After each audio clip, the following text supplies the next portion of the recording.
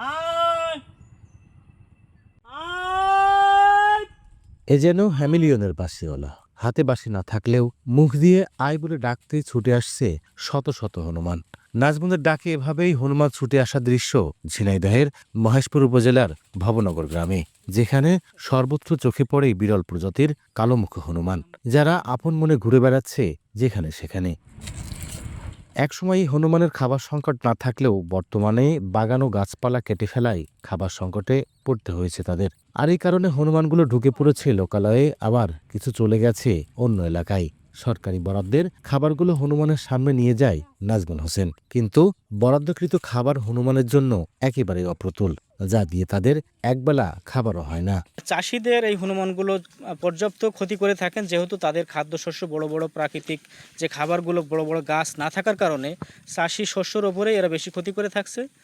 আমি ঊর্ধ্বতন কর্তৃপক্ষকে বলতে চাই, আপনারা যদি একটু এই হনুমানগুলোর দিকে আর একটু খেয়াল রাখতেন, এদের যদি একবেলা হলেও পেট ভরে খাবার দিতে পারতাম, তাহলে হনুমানগুলো ভালো থাকতো, চাষিরাও তাদের চাষি ফসল ভালো রাখতে পারতো। বিরল প্রজাতির এসব হনুমান দেখতে প্রতিদিনই দূর দূরান্ত থেকে আসেন দর্শনার্থীরা। শিশু থেকে বড় সবাই মুগ্ধ এই দৃশ্যে।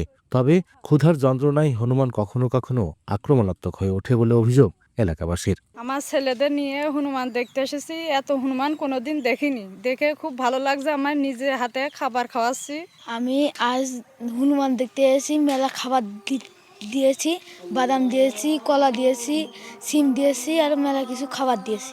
হনুমান দেখে আমার খুব ভালো লেগেছে। হনুমানের পর্যাপ্ত খাবার না থাকার কারণে অনেকই ক্ষতি করে। সিম, কলা, বেগুন, এই যে অনেকই আম, সবই ক্ষতি করে। যদি পর্যাপ্ত খাবার যদি কেউ দিত খুবই ভালো হতো। ওরা যখন খাবার দাবার না পায় তখন আমাদের বাড়িঘর আবাদ ঘাট খুব ক্ষয়ক্ষতি করে মাঠে ঘাটে। অনেক এলাকার থেকে মানুষজন আসে, দেখাশোনা করে, তারা ছবি টবি নেয়, আমাদেরও ভালো লাগে। সরকার যার খাবার দিচ্ছে এই খাবারে আমাদের হনুমানের পেট ভরছে না, কারণ আপনারা সরকার থেকে আরও সহযোগিতা করে কিছু খাবার বাড়িয়ে দেন। কেউ যদি আমাদের গ্রামে হনুমান ধরতে আসে তাহলে আমরা বাধাগ্রস্ত করি। এদিকে বন বিভাগ বলছে হনুমানগুলোর প্রতিদিনই সরকারিভাবে খাবারের ব্যবস্থা রাখা হয়েছে।